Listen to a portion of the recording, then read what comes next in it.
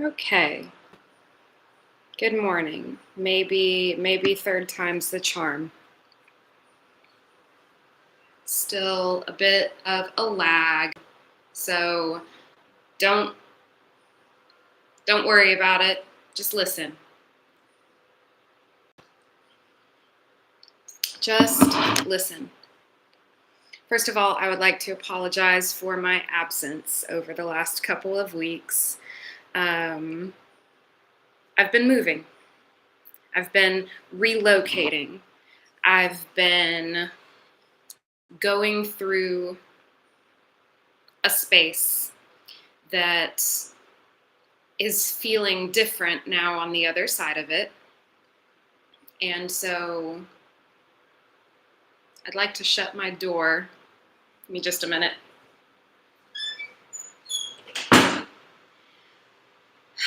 Containment. So I've been changing containers, and it's been busy and it's been chaotic, and it would not have been what I wanted to be in front of the camera for sure. But as I am emerging now on the other side of it, which is still can see the distance, or at least some of the distance that I have yet to go, but also can sort of like maintain that perspective of where I've been coming through enough to have a sense of the scale of it, the relationship between where I am, where I've been, and the space that I sort of have set my sights on as I'm moving forward. And people will call that a liminal space, and you can call it a portal, and you can call it a transition, and you can say, like, I've been moving, I've been relocating, I've been rearranging a lot of furniture. And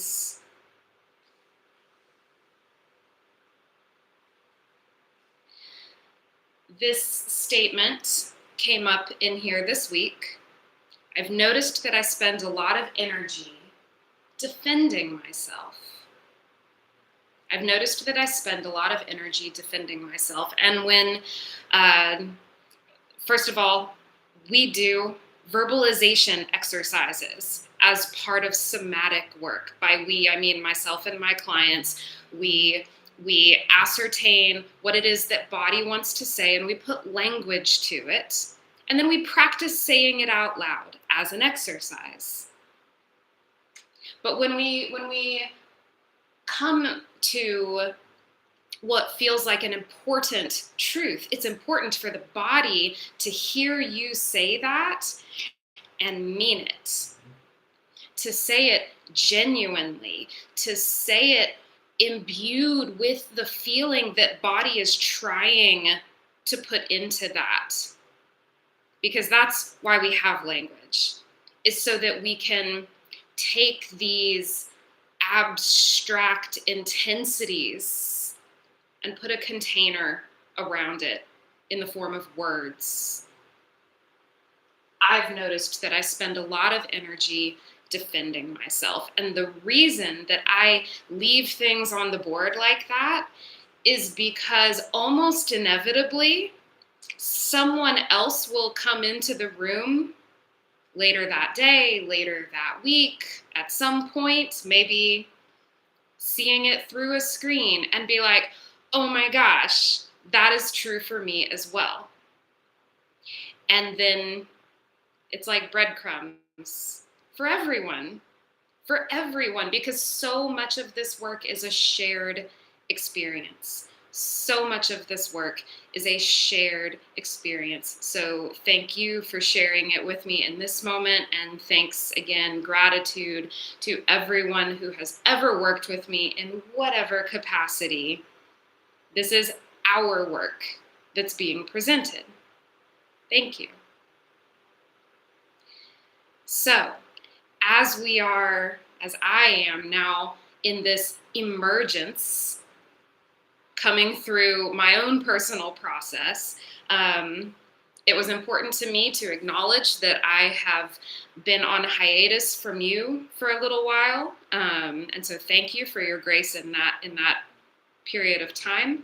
Um, and I would like to let you know some of my intentions going forward, which is that next year, 2026, starting in January, I believe, I'm going to do a 4-part physiology of ceremony. I'm going to do one for each season of the year. So that will be my 2026 project that I share with you. We did physiology of ceremony in a group setting not too long ago. That was the first time that I ever tried to present material, that particular material in the group setting. So thank you for those who were there and who gave me any amount of feedback and participation. And what I would like to do then is I would like to expand that work, rephrase it just a little bit, and spend time with you in that work over the course of next year. So there will be more details about that series coming out as I invent them. But I wanted to share that with you. Somatic Journeying, which is the monthly workshop that I have been offering for about the past year and a half, other than this current hiatus that I'm in. Somatic journeying is going to change.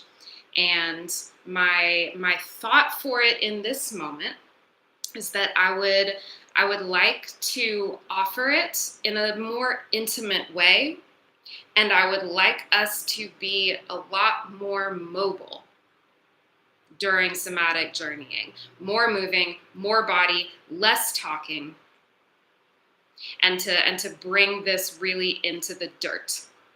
So I am strategizing that. Somatic journeying will be back, but it will be different. So if you have questions or thoughts about that, get in touch with me. I'm easy to get in touch with.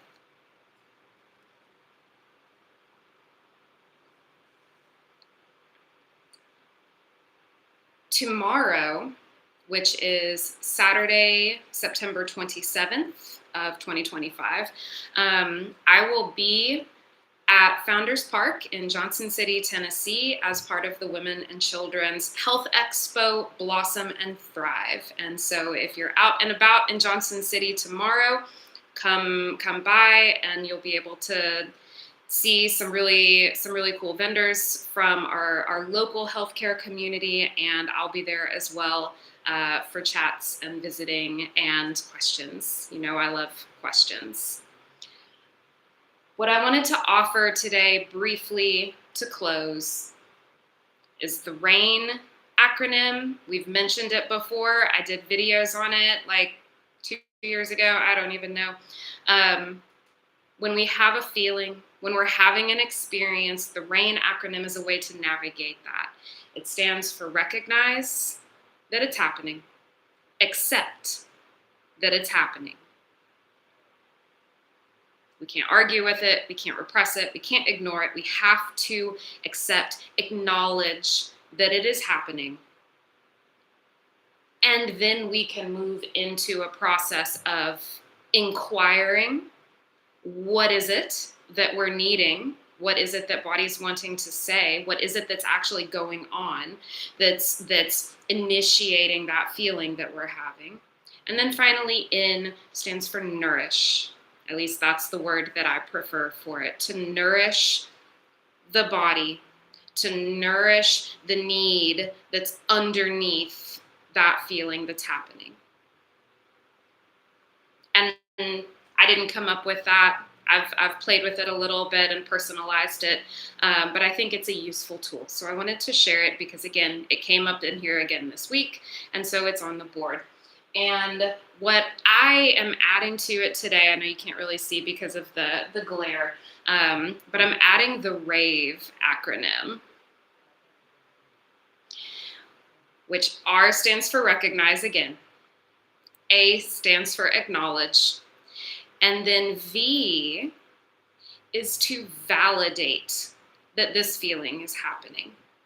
Because there is such an impulse in so many of us, dare I say all of us, to explain why this feeling is happening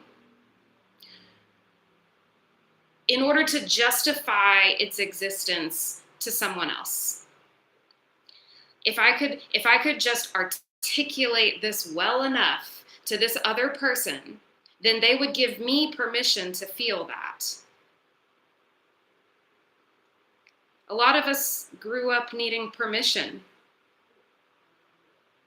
A lot of us didn't have permission to feel freely or express freely when we were little, from the very beginning. All kinds of reasons why this might happen. All kinds of reasons why this might happen. But the shared experience that we end up in is that we feel like we're waiting for someone else's permission to have the experience that's happening, that is happening now. Like it or not, this is what's going on inside of me. What do I do with that? Try to convince everyone around me that this is what's happening? I can. I'll spend a lot of energy doing that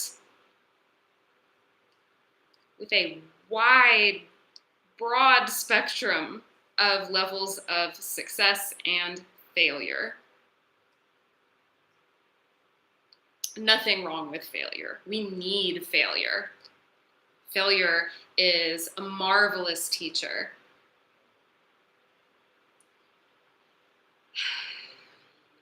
But I personally like to work smarter, not harder. So if I notice that I spend a lot of energy defending myself, what if I didn't do that? What if I put that energy somewhere else?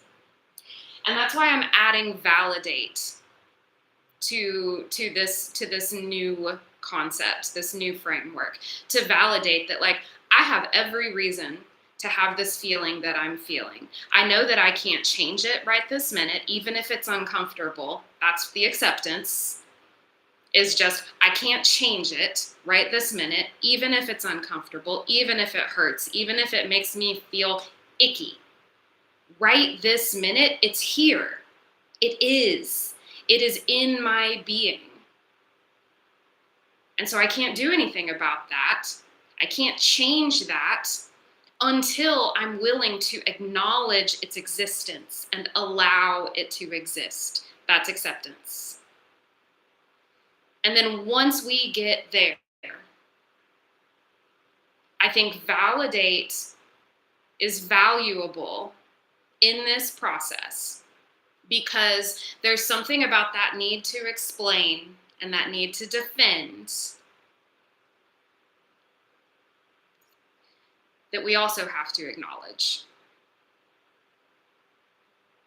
So validating that, like, I have every reason in the world to feel the way I feel, and I don't have to explain it to anyone else.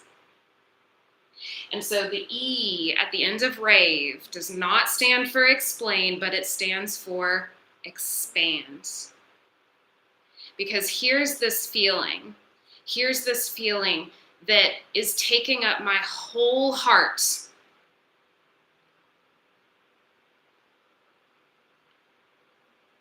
Recognize, oh, that's why I feel this way. This thing is happening. Accept it, like it or not, this thing is happening. Of course it is. Of course it is. And if I can make peace with the idea that that's not going to change Not right this minute. Not right this minute. Not right this instant.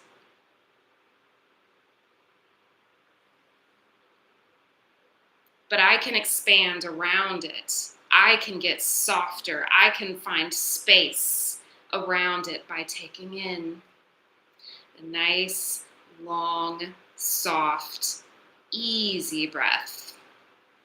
I'm not fighting with anything. I'm not arguing with anything. I'm also not ignoring.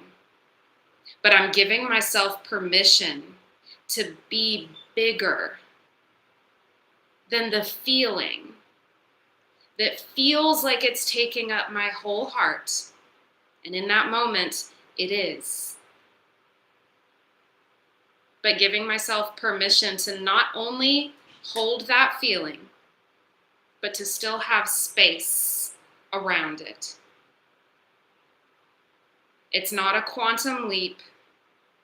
It's not magic, but it's intention and it's breath. And it's the patience and the willingness, trusting that emergence is becoming available, that we just move towards it, breath by breath by breath. And this space gets bigger and softer and easier to hold.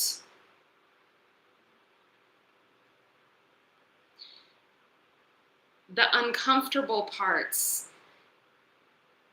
don't necessarily go away.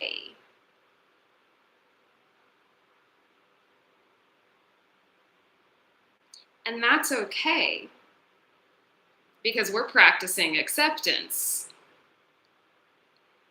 But it doesn't mean that they get to take up our whole heart.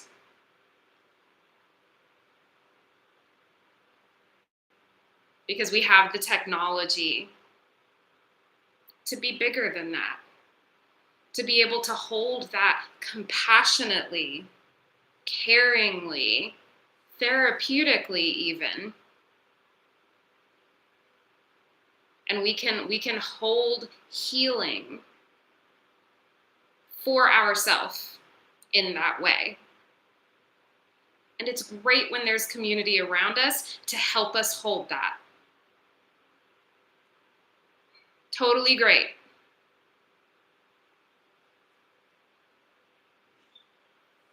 And it's okay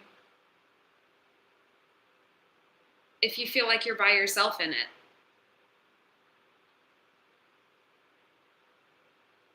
You're not.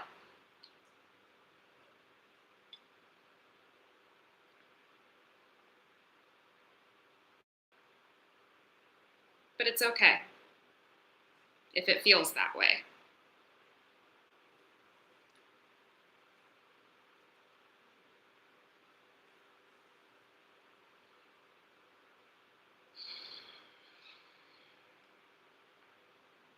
Where do you spend your energy? Are you aware of where your energy goes?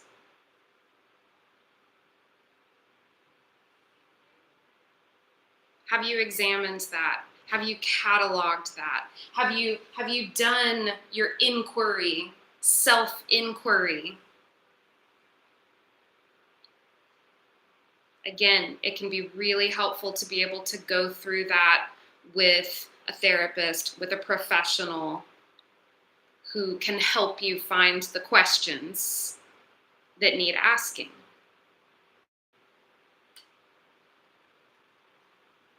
But a lot of people find me after they've done that, after they've been to the therapists, after they've talked about everything so many times. And it's like, what do I do? What do I do with all of this information that that I have about myself because I still feel icky. Expand. That's the work. Not to make anything go away, not to invalidate or deny or repress or ignore. To heal, sure, but that means to transform. That means that the thing that it started as didn't go away. Energy cannot be created or destroyed. It changes over time. And we can do that. That's good. That's fun. But the work is to expand into yourself so that you can hold whatever you need to hold. And we're not wasting energy on stuff that we don't care about, on things that don't matter to us.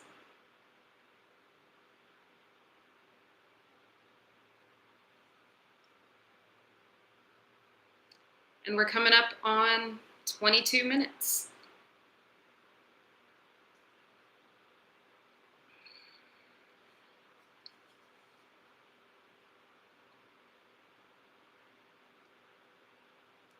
It was a gift, my little creature.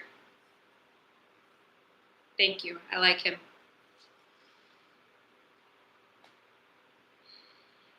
Okay. I feel like we caught up a little bit. Thank you for being here.